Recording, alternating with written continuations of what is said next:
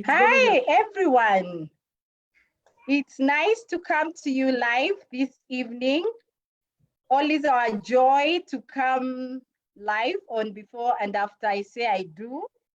And we're always grateful that we have good feedback that comes to us and about what is happening, because there's something about when people share their real life stories, it makes a difference in many people's lives. It's not like we are reading a book or anything, but we have the person right here with us who is going through the particular issue that we talk about each and every time.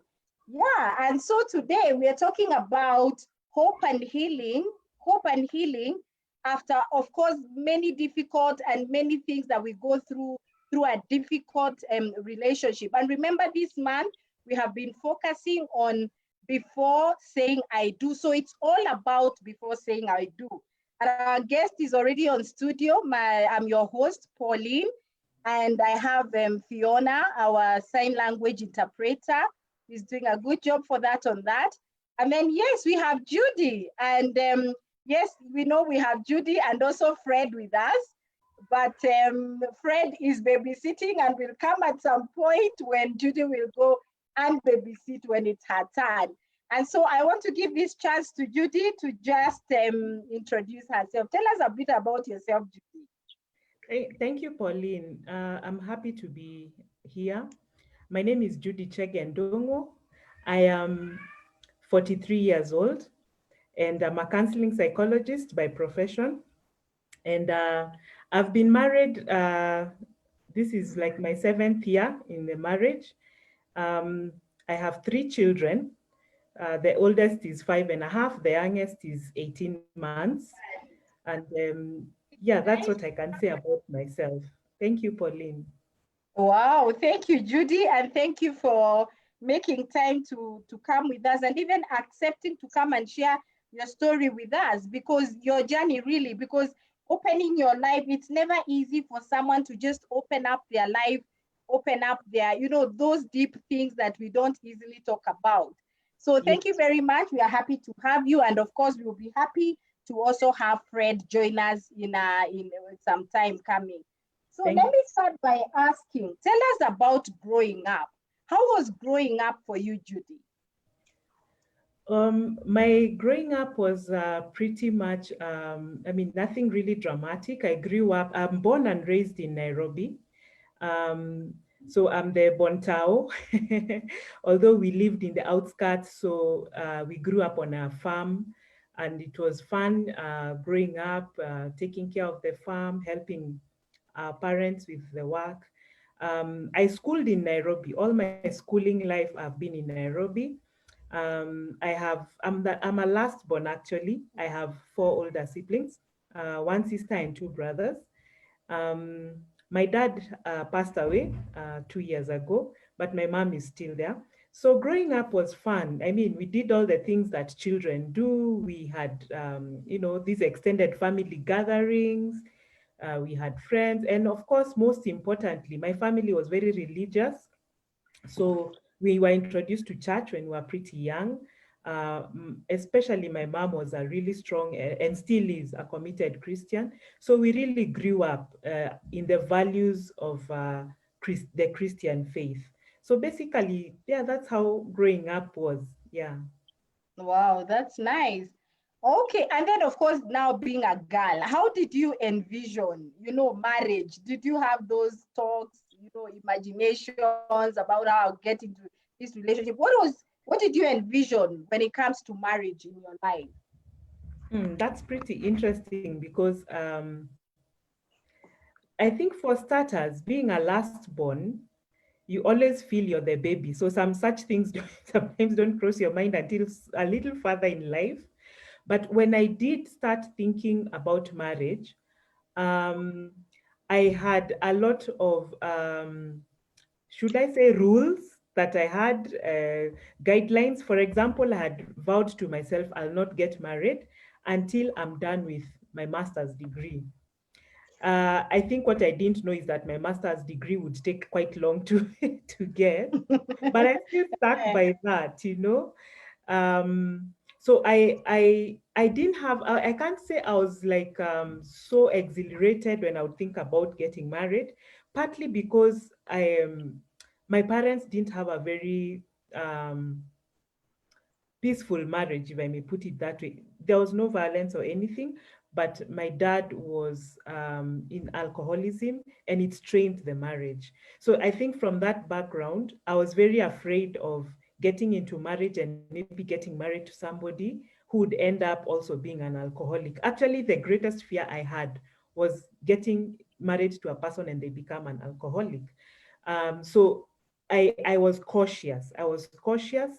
Uh, and that's what I would say. I was just very cautious. But really, mostly it had to do with alcoholism and nothing else. Yeah.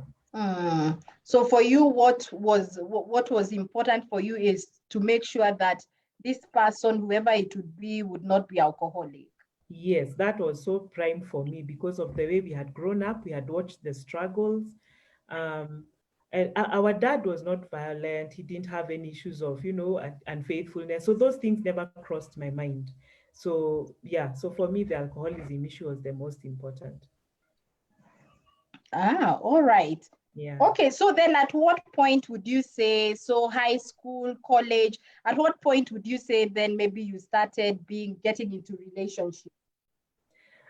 Pauline, what is interesting is that I was totally sold out to becoming a religious, I'm a Catholic by faith. So I was, even in high school, everyone knew that I actually got a nickname, Judy the Nun. I hear there's a book called that. So everyone used to call me Judy the Nun. So I knew I wanted to be a religious sister. So relationships were never really priority in my mind. I didn't have any boyfriend while in high school. But after finishing Form 4, I did get into a relationship more like by accident, almost by accident, because someone pursued me. I got fascinated. Someone is pursuing me, but at the same time, I was still pursuing going to the convent. So I was still not very serious. But from then, let me say, before I got married, I dated three different people. Yeah. Three different people. So that one was the very first one. The one now you're saying you became fascinated by. Yes, that someone could be interested in me. I think I was so focused on going to the convent, men never crossed my mind. So that was a bit Mm-hmm. interesting. And I got into it really out of curiosity. But the person was, I think looking back, he was very serious, but I wasn't. So of course it broke off. But the next two relationships, um, I would say I was serious. And particularly the third one, I was pretty serious about it. I think we stayed in that relationship for almost 7 years. So yes, I was pretty serious, but it didn't end up well. Neither did the second one, Mm, by the way. Yeah. So okay. yes. All right. So maybe tell us a little about the second one. The second one, I was dating a guy. I was in campus, and he was also in campus, but a different university. Um, and we were both in ministry. We used to go out evangelizing, especially. I am passionate about the Word of God, so we were together in this. So we that's how we got into a relationship. But I would say I was very green about relationships by then. So looking back, even the way we got into it, we didn't discuss and agree that yes, we are getting into a relationship. I think it just happened, and I convinced myself I was in a stable relationship. So when I discovered the guy was cheating on me, I was very brokenhearted. But when I went to see a counselor, she asked me, "Did you ever discuss that you're dating exclusively?" I said no, and I realized that I really rushed into it. I was very green. So as much as I was hurt, I can say that on that one, I really was very green and I went into it blindly.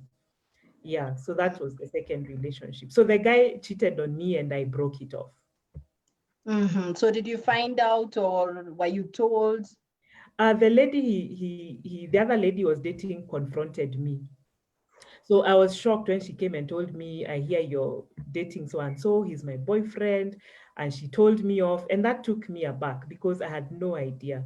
So when I confronted him about it, he didn't deny. Um, but he just tried to say that he wasn't too serious about it. But I didn't even want to hear. So Mm. yeah, I just ended it there really. Yeah. And you say that you are actually doing ministry together. Yes. Hmm. Yes. All Yes. right. Okay. Yes. So let's jump to the one that brought you here this evening, and I want to believe that there's somebody who is listening, because this month we've been talking a lot about, we've been emphasizing on before I say I do, and so just take us through you dating, the now getting into your third relationship. You are able to go through this other relationship because you someone just told you they are cheating with him. So yeah, Judy, take us through. Well, actually, after the second one, there was a third one that still broke up. That's the third one is where I said we dated for almost 7 years. Again, we were together in church, choir and ministry.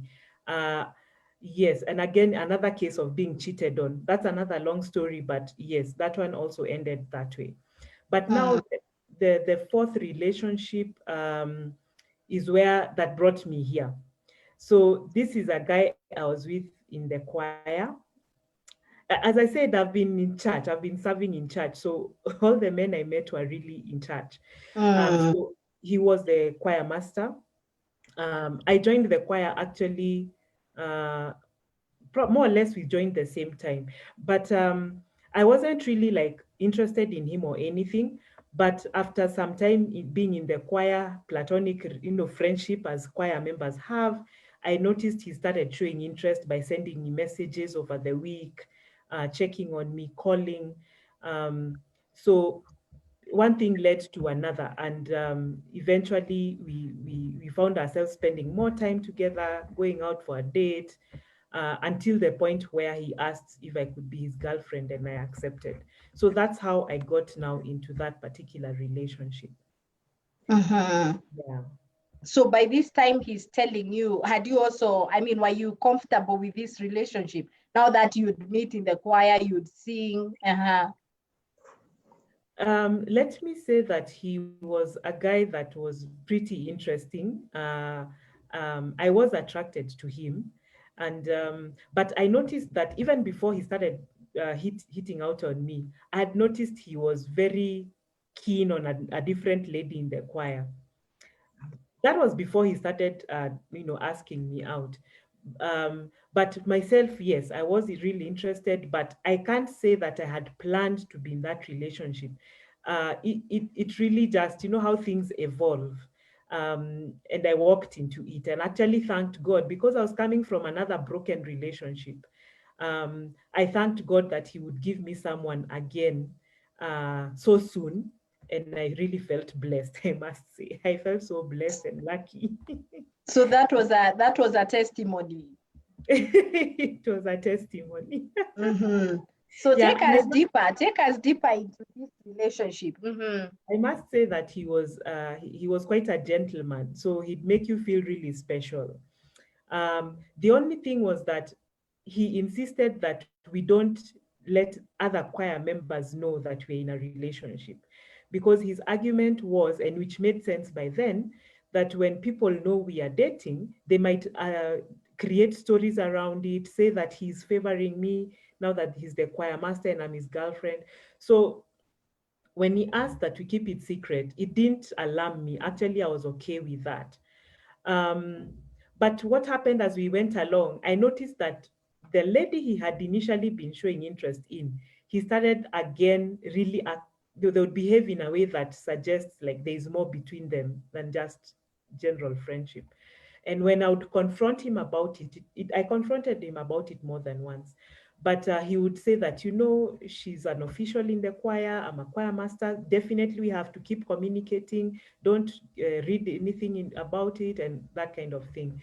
So, really, what happened, Pauline, is that over time, he would really hurt me by openly displaying affection to this lady, even in my presence and in the presence of other people. So it hurt me so much, but he would keep apologizing, promising it wouldn't happen again. I would keep forgiving him, until it got to the point that I insisted that we make our relationship known to the choir members.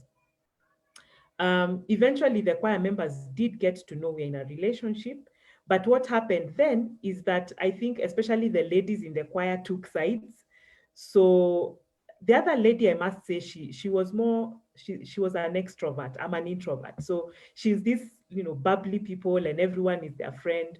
So for some reason, a lot of people sided with her and were for her. So there was a lot of hostility towards me. A lot of ridiculing and all that. So my life in the choir became difficult. It reached a point where it was now known that there was this tension between me and the other lady, and that the choir master is in between. And I must say, life became really unbearable. Yeah. So Mm. yeah. So anyway, he hurt me enough times until it got to the point that one time, uh he called me, and he was with her, and he called me and told me in front of her that he had made up his mind and that he wanted to be with her. And yes, and she was having this very excited face, and they left together. um so I'm just skipping a lot of details, but basically that's the first time that he told me in front of her that he had decided, because in the long run he admitted that he was seeing both of us. He's confused, and stuff like that. So anyway, Mm. um So by this time, he's telling you about this lady. He had already officially told you that you guys are dating and you had accepted. yes, yes. And in fact, when he asked me to be his girlfriend officially, I really hesitated and asked about the other lady. And he explained that yes, he had tried to date her, but she had put him off because she was in another relationship, very stable. And so he had closed that chapter. And I even asked him, what if she breaks off that relationship and is now available? What will you do? And he had confirmed, no, I've made up my mind. You're the one I want. So I really, believed, and therefore invested my whole heart, jumped into it with both feet. So when now this, displays of affection began, uh, it threw me off. It threw me off. And I think the hardest thing was that he would say one thing and do the other. And then when I would confront him, he would really be apologetic and say that, sometimes she's also really trying to come in between us. And so you pray for me, because he knew I was very prayerful. So he would tell me, if you're a true Christian, then don't give up on us. Pray, pray, because I know you're a strong Christian. And I would really pray, Pauline. I would You are really really pray praying, yes, yes, about that this he stops relationship. being confused. Yeah, that he stops being confused. Oh, they even you were ashindwe and stuff things. So me, I was really praying as he was asking me to. I reached a point where I even talked to his close friends. He had some three very close friends, male friends, and they would all say that, when we talk man to man, he definitely seems to want to be with you, but the other lady is confusing him. So hang in there. It's only one of them who said, this guy is playing games on both of you. So I must say, So you Pauline, you chose you chose to hang in there. yes, I chose to hang in there. Um, and I think partly I saw red flags, but I wouldn't like admit what I'm seeing. I think I was already so into it. My heart was fully sold out to this guy. And you also don't want the humiliation of everyone knows that you're in this relationship and you've been, uh, what, replaced, for lack of a better word. Mm, Yeah, so I was mm-hmm, determined to make it work. Actually, that's the thing. I was determined to make it work, and I really worked hard, and especially praying. Yeah, but mm-hmm, what happened is that even after he told me in front of her that he had chosen her, um, I nearly lost my mind, Pauline. But we still got back together after that. We still got back together. Yeah, mm, so we had actually broken up twice and gotten back together twice. So even after that, we got mm-hmm, back together. And here I would say I think it was because I, when you're desperate to make a relationship work. So I would behave in mm-hmm, a way that was manipulative to make him feel guilty for leaving me after I've been so good to him. And I think his friends also, I would tell his friends to talk to him, they would talk to him. So he would come back, maybe out of guilt or feeling like there's pressure from his friends to live up to his words, you know. But even if he came back, it still never worked, you know. He would Mm. always go back to the other lady. So What would you say kept you? I mean, you're seeing this guy is, yes, he's telling you he loves you, pray for me, like in a way to manipulate, still with this other lady. You'll also mention maybe any another red flag that is. So what would you say, Judy, kept you in this relationship? um, it is not wanting to be humiliated. You know, you don't want Mm. people saying that, she was left. Let me say this, Pauline, in the relationship I was in before this one, when it ended and it was a case of again being cheated on, one of my good friends told me the thing that makes men leave me is because number one, I'm a virgin, number two, I'm very educated, and number three, I'm born again. So here I was in this relationship. Now I was determined for those things not to make my relationship break. So, for instance, I Mm. broke my virginity in this relationship I'm talking about because I'd been a virgin all my life, 33 years. But when I got to age 33 and in this relationship now, I gave in because I was ready to do anything to not be humiliated. I had already had other relationships where I'd been left. So I didn't want to add another one. Mm. Yeah, and I didn't want to be humiliated. So I think, Pauline, that's what really kept me hanging in there, believing, and also this So belief. you are told that so you are told that the other men leave you because you do not sleep with them. You are because you're a virgin. So you thought, let me do this. Let me have sex with this guy. Actually, Mm-hmm. yeah, and it didn't happen immediately because I told him that I'm a Christian, I'm born again, and I don't believe in sex before marriage. And he was so excited. He told me that's wonderful, but I think that was just to get me, you know, yeah, staying with him because in over time he started asking for that. Mm. So I gave in with the hindsight that the other men were leaving me probably because of this very thing. And again, with the promise that we are going to get married, you know, I gave myself false hope that it's okay, he'll end up being my husband anyway. And let me say, Pauline, we Mm. reached a point in this relationship where he really, one time, promised me that he would marry me, make up for all the hurt he had put me through with this other lady. And I mean, that particular time really made me believe him, you know. Yeah, but it never ended up well. He still ended up leaving me, and in a very hurtful manner. Uh, so, you know, a lot of times ladies get left, and you want to find out, ask the guy, why are you going? What have I done wrong? Um, and I did that too. I kept begging, please tell me what I've done wrong. What can I improve? But I think Mm. it's just blindness, Pauline. I would call it blindness, you know? Yeah, because I Mm. saw red flags, but I kept hanging in there. Mm-hmm. Yeah. Mm-hmm.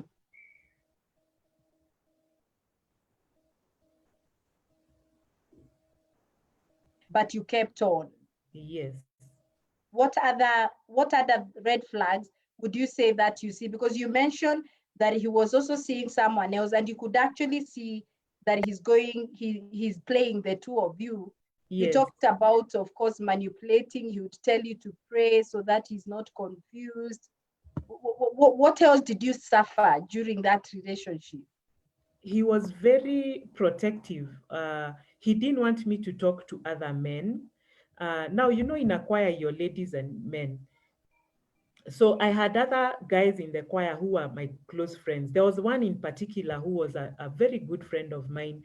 We had a very strong platonic friendship, and others, a few others who we were very close. Yeah, um, and they were also his friends. But anytime that any one of them would speak to me, he would really later on throw a tantrum. Why are you talking to so and so? Why did so and so walk next to you? So, I think that insecurity was there. So even I reached a point where I started keeping off from these guys, um, but it didn't change the situation. So, the fact that he was so protective and didn't want me to talk to other men, um, to me, I interpreted it that he really loved me so much he didn't want anyone to take me from him. But I think it was another red flag that I ought to have noticed. Mm. Yeah. Wow. And Judy, you're talking about a 7-year relationship going around all this. What Uh, what, what is this relationship is not the one that was 7 years. It was the previous mm, one. This one okay, yeah, lasted about maybe 5 years, like about 5 years. five Yeah, years. yeah, yeah. But which Yeah, is so a long time anyway. mm, Yeah. so tell us, so first of all, you lose your virginity because you're told that the other man left you because you are virgin. So what is the worst that this relationship took you to? Somebody is listening. Yeah. The worst was that, let me say, the worst for me was that it disrupted my relationship with God. By the time I was in this relationship, I was very actively serving in the Catholic Charismatic Renewal. I was a teacher in the teaching ministry. I used to give teachings. As I said, I love the Word of God. Um, and I was still doing all this, even as I was an intercessor as well. So it compromised my walk with God. Now, when something compromises your walk with God, everything else begins to go down. So at some point in this relationship, I decided it's high time I look for God again and make my life, put my life in order. But just when I did that, I discovered I was pregnant. Now, that was really a shocker for me. Um, so when I discovered I was pregnant, of course, I told him. And he was very supportive and said that we would work through this together. I should not worry and all that. But after being supportive for about a month, he started then insisting that I have an abortion. And you see, because he had initially been very supportive, I had made up my mind I'll keep my baby, we'll start life together where we are. But when he started changing tune and asking that I have an abortion, it was very difficult because I had already bonded with this life that I was carrying. Um, so it became so bad that it reached a point where he was threatening me, like, either you have this baby, I mean, you terminate this pregnancy, or, he would make threats. You'll have this baby over my dead body, stuff like that. So And by this time you're still in the choir, Mercy. Sorry, Judy. This time you're still singing in the choir with him, and he's still the choir master. yes, we are still in the choir. And I am this person who doesn't cause drama. So when we're at the choir, I'd be very okay. I won't show like there's anything happening. So people really didn't know the level of problems that I was going through. I was still in the evangelization ministry and even in the charismatic renewal.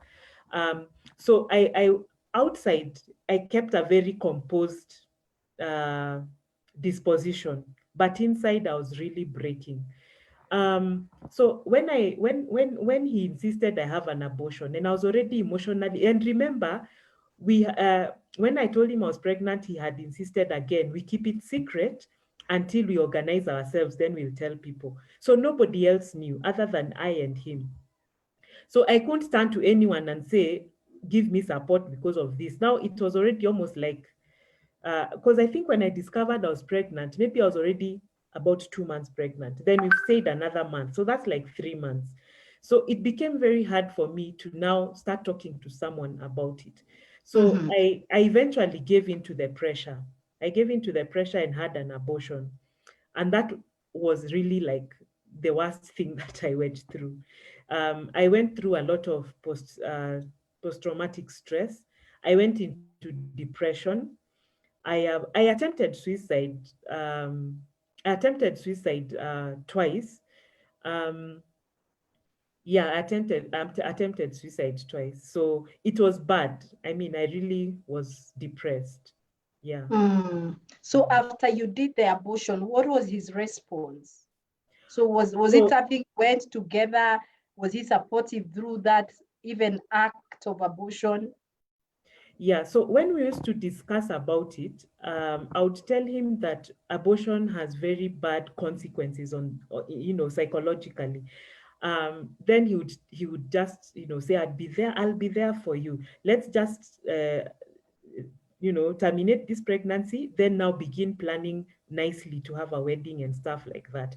And you can imagine I bought into that. So anyway, after the abortion, the day he's the one, I told him he has to plan it because I really wasn't into it. So I told him, you plan everything. So he planned, and he's the one who took me there.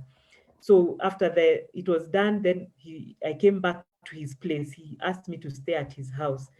That very day, after dropping me at his house, he went out on a date with the other lady. I discovered because when he came back very late, around 11 p.m., then went to the shower, she started calling. I didn't pick, but when she disconnected, I checked his messages and saw they had been together. So she was telling him that she has arrived home well. I'm checking whether you're okay. So you can imagine that's the day I've come home from that procedure. I'm so emotionally broken. I've spent the whole day in the house alone when he was away, crying. And that's what I get, that he was out with her. So that really broke me. And the next morning, I packed my clothes and left. Yeah, Mm. yeah. So how was life after that for you, Judy?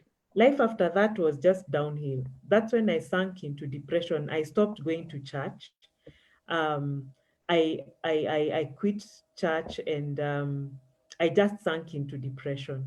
So when I realized how low I'd gone, I finally reached out to a priest who was a friend, and he tried to walk with me. I also reached out to my best friend. I moved in with her actually and stayed at her house for about a month. Um, but I was so down into depression. My counselor wanted me to be hospitalized. My depression was that bad, but I declined to be hospitalized. In the long run, what helped me, Pauline, I went to Uganda to another priest friend of mine to stay there for some time. He ministered to me, and I went there more than once. And it's in those journeys, the inner healing retreats I attended, continued with counseling, all that is what finally brought me back. But it was a long journey. I've actually written a book about it. So it was a long journey, but it was tough. And what made it tough, Pauline, is that after all this happened, and I asked this guy to tell me why he did this to me. Why was he not wanting me to have even other friends, yet he was busy cheating on me?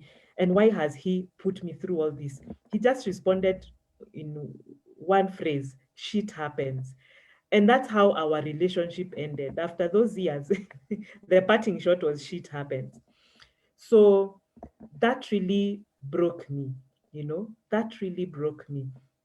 And I basically couldn't see myself living through the shame. Shame is a very strong emotion. So I was feeling so ashamed. I knew everyone at church knew about it. So I was really devastated. So that's why I stayed away from church. I think I quit the church for about 6 months. Yeah, Mm. yeah. So you were able to go back after 6 months, and wow, that's quite, like, we can only imagine. I'm sure somebody is listening and possibly going through such a similar kind of relationship. I mean, a 5-year relationship, going through all those emotions and seeing all the red flags, but you kept, you said you kept, and I imagine a lady is listening and hearing what you're talking about. So then how then did you manage to move on and still get now to another relationship? Yeah, so it took a lot of commitment. Let me say that I think the thing that worked the most for me was I had friends who were prayer warriors. And the few friends I reached out to, there was my best friend, there were some 3 priests, um, yeah, and another maybe 2 friends and my sister. Basically, these people interceded for me. So let me say that there is power in prayer, because it is their prayers that helped me to find my footing. Counseling was also very necessary. I went through counseling. Mm, My counselor was really there for me. And because I needed a lot of counseling, which by then I couldn't even afford all those sessions, he even mm, sought for free, So that was helpful. I also mm, went for retreats. I would go for retreats and just spend time alone with God. That for me also really did a lot. And when I was at my lowest and nothing made sense, gospel music really uplifted me. I would mm, just put a song and, a gospel, because I'd put gospel music. When I was going through that trouble, for the first time in my life, I thought about mganga kutoka Tanzania and trying to think how I'll see one. Uh, mm, but I think it is the power of gospel music that would keep me from doing that.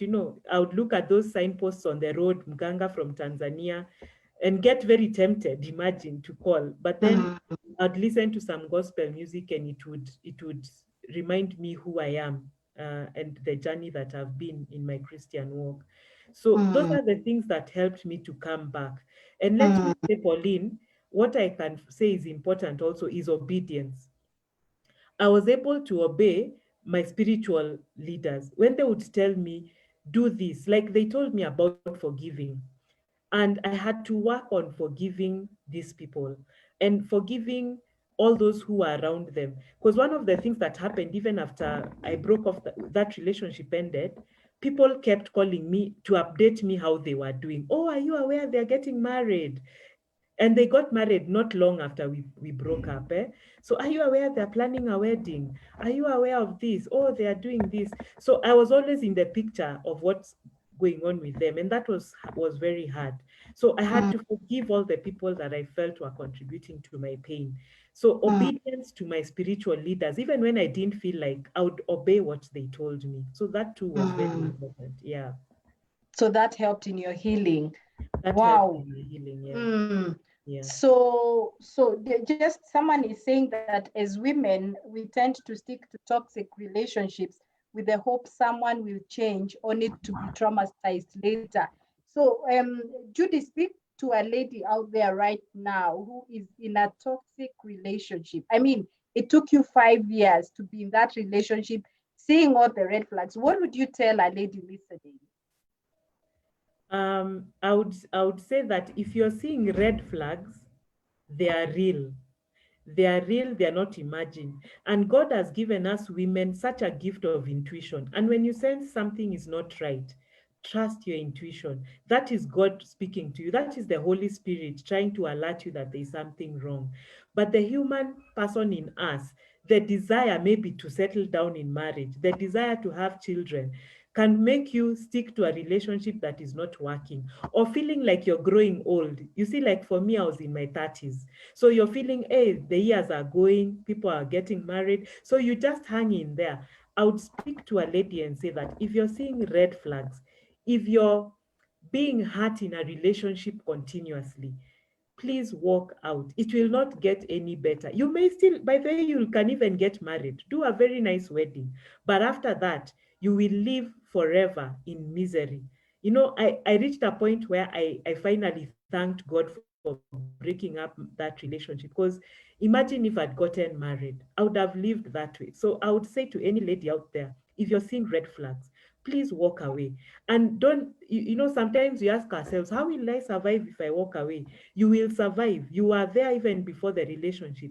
And even after, you will still survive, because God is the one who will see you through. Yeah. Wow.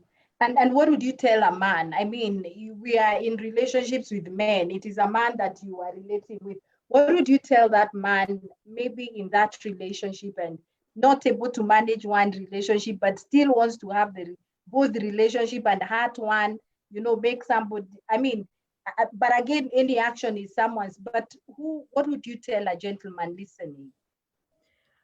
Well, what I would tell a gentleman, or even a lady, Pauline, because sometimes also ladies double deal, I Mm, would say, um, Breaking a person's heart is like killing them.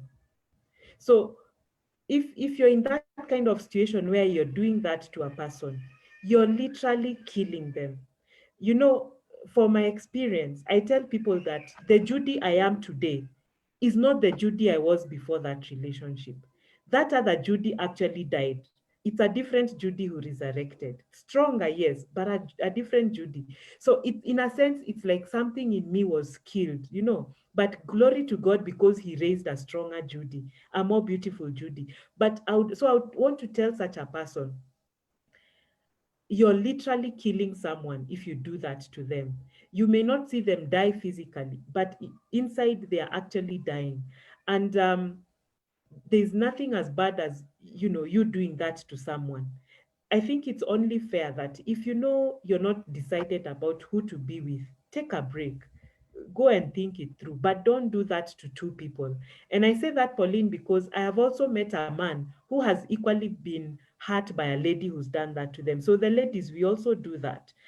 Never take Mm-hmm. never take someone's heart lightly, because that's what it means. It means you're taking that person's heart lightly. You, like, there you can pick a glass and throw it and it breaks. It's really unfortunate. Value people, because that person is a creation of God. So don't do that. Never do that to anyone. It's really unfair. Mm, Yeah. mm. Yeah. Wow. I'm sure someone is listening. And of course, these are matters of the heart. And that is why, as much as you felt like getting out, you still stayed on, you still believed him. But I Yes. think the most important thing, having you telling us, being there by with the experience, we should actually take your word and know that it is true. I need to flee from this Yes. kind of toxic relationship. Yeah. And I like what you said, you were there before the relationship, so you will survive even Yes. before, but it may be difficult. Yeah, maybe at this point we can have Fred come in. I mentioned earlier that the Judy, they are not able to sit together because Fred is babysitting. They don't have a mind right now. So maybe you can call him in. I just asked him a few. We have very few minutes remaining as he comes in. Yes. Maybe thank you very much, Judy, just for sharing Thank you. your journey with us. Yes. Mm. So Fred is joining us. So with time, Judy was able to get into another relationship and met Fred.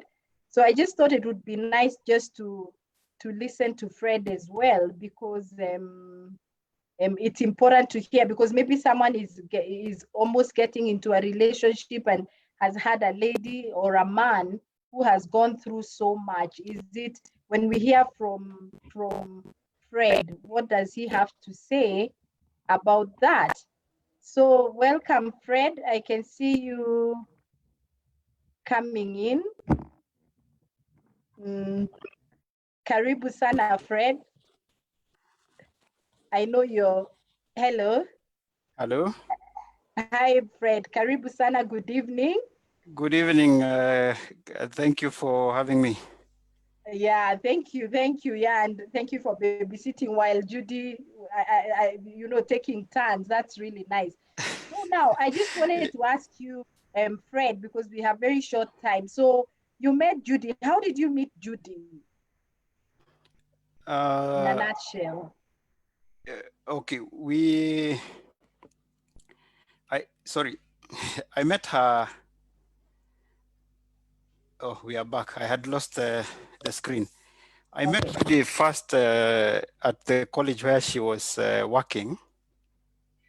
And I happened to be a student at that place. And I went in for services like all the other students. I think I was having my CV prepared. That Mm-hmm. was like my first encounter with Judy, and it Mm-hmm. was just a regular meet. And then Mm-hmm.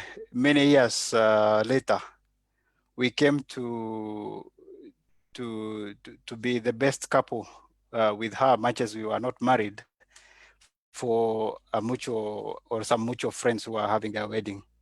And Mm-hmm. I would say things rolled on from there, because we were having encounters now outside of a relationship. And then and gradually then we grew into our bond, I would say, grew. Yeah. So at what point was Judy able to tell you about what all that she had been through? She has shared with us right now. When was she able to share with you her life? Now, when you started now meeting? uh, I would say it's after the wedding, after we had gone through the wedding, and then after that we sort of even went each one their own way. And The then wedding that you had, the wedding where you are the best couple. where we were the best couple. Mm-hmm. And then we were just general friends because we were sometimes meeting with this couple at their home. One of them was not here, so the lady was here. I'm saying he was not here because he was based in the US. The lady was here. So occasionally we would meet as like a group in a group setting. And then from there we started meeting, and our relationship with Judy kicked off.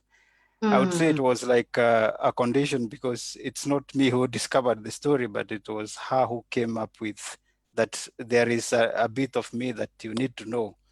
And she was like, you take this manuscript, go through, read it, and let's discuss what you think.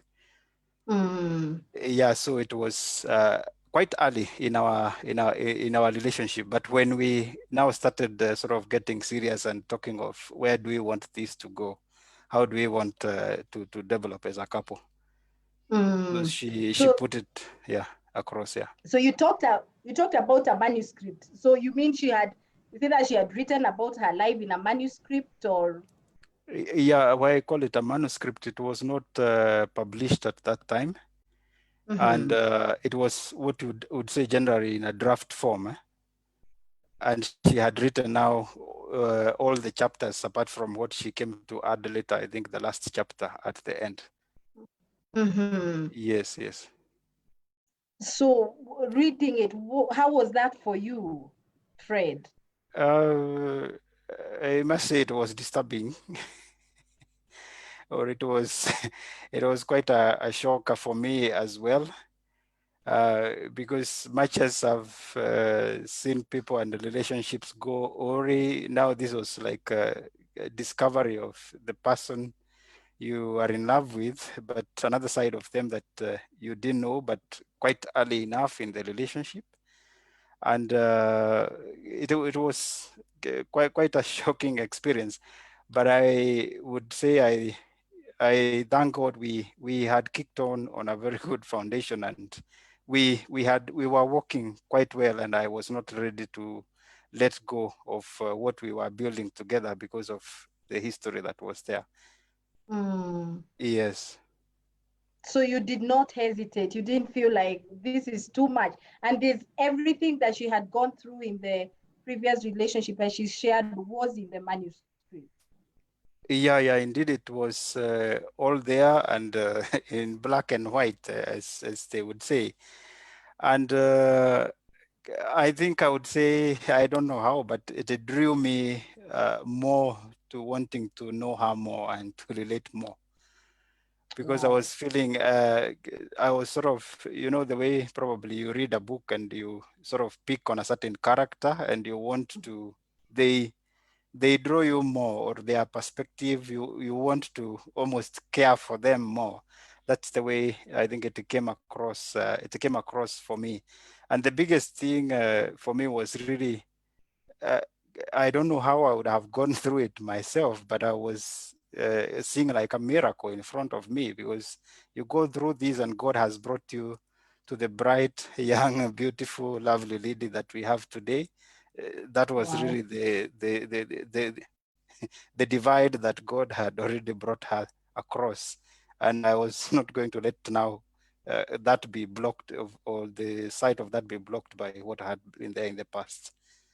Amazing, amazing, amazing, Fred, amazing. So I just want you to talk to a gentleman also who is listening outside there and possibly, of course, maybe relating and somebody, but maybe first of all, talking about when speak to somebody who has gone through so much. It could be a gentleman, it could be a lady who is listening who has gone through, you know, even maybe more issues than what Judy has shared with us.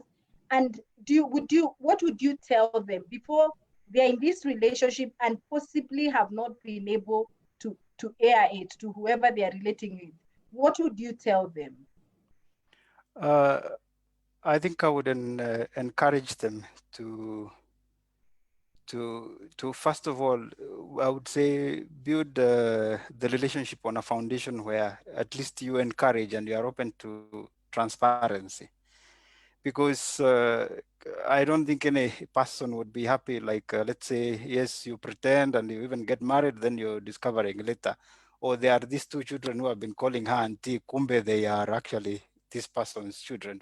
I'm just using that as an example. It's Yes, yes. to be straight, transparent, upfront, and then you can agree on how to deal with the issues. Or if you're not able to deal with the issues together, if that means that the relationship has to take another angle, then it's for the benefit of each person. But keeping the skeletons behind and hoping no one will discover, and in this day and age, I think it's sort of cheating ourselves. I don't want to say that it is at all easy or it is a walk in the park to do that, because even Judy, as she describes herself, it's tough even to get to write those stories. Even sitting with the psychologist to discuss it, she says some sessions were impossible to be concluded because of the emotional weight that it carries. But I would pray that they find the courage and they find the help that they need to bring this. Probably it's an issue that can be discussed, let's say, in a setting of probably with the person they both trust or they both value, that there is this bit, and we would invite maybe another person to sit in with us and help us through it, maybe even a counselor, for example. Mm. Because the earlier these issues are shared and discussed, the better. Otherwise, one may end up always feeling cheated and then drive things off, even when people have already settled in. Wow, wow, that is very well said, Fred. So just maybe your last word to a gentleman who is watching and possibly has found themselves in a position like yours, have actually been disclosed to. It's not the issue of even disclosing, and maybe they are in that valley of, oh, I'm not sure, maybe even deciding to break off. How would you encourage such a person if it's a genuine relationship? Uh,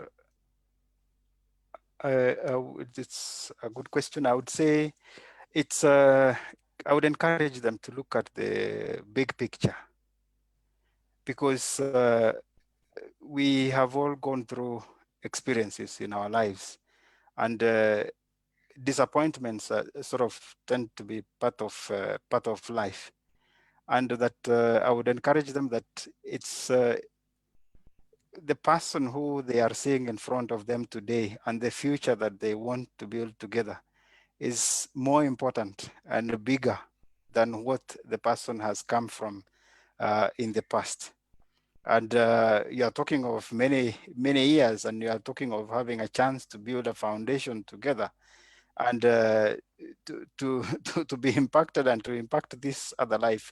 So if they are able to work jointly for the relationship, uh, it's worth a try. It's worth a try, and be open-minded. That is both for the lady and for the gentleman.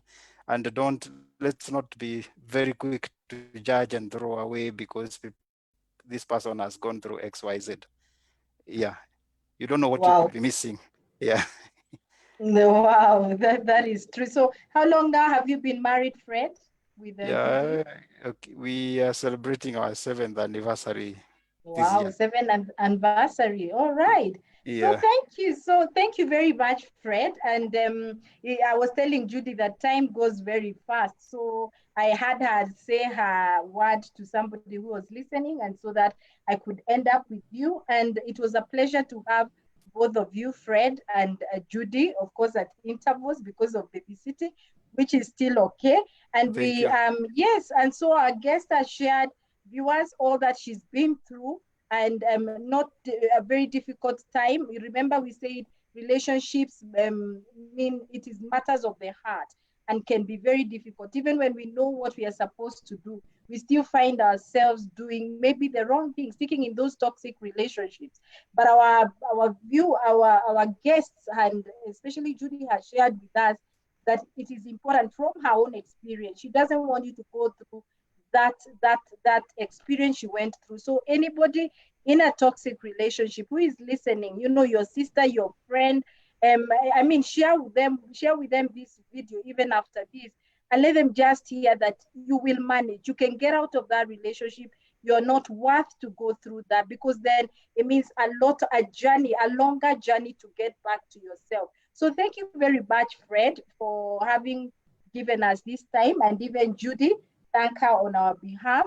It's been a joy to be with you, viewers. It's me, your host, Pauline, on Before and After I Say I Do. We always look forward to coming to you every Friday, and we look forward to next Friday as we wrap up this month of Before and After I Say I Do. I remember last Friday I said this was the last one. I didn't discover that this month has 5 Fridays. So we look forward to wrapping up Before I Say I Do. We are passionate about relationships before marriage and after marriage, and we'll keep bringing to you real life experience and even experts when it comes to matters of relationships for before and after, because we want to thrive in our relationships. So thank you, viewers. It was a pleasure. Have a lovely week, and God bless you. God bless our country as we continue fighting COVID-19. We pray for our leaders as they continue leading us. And so from me here, and of course from Fred right now, is bye-bye. And our sign language interpreter, she just dropped at the very end, and we're happy to have Fiona with us. So bye-bye, and God bless you. Thank you.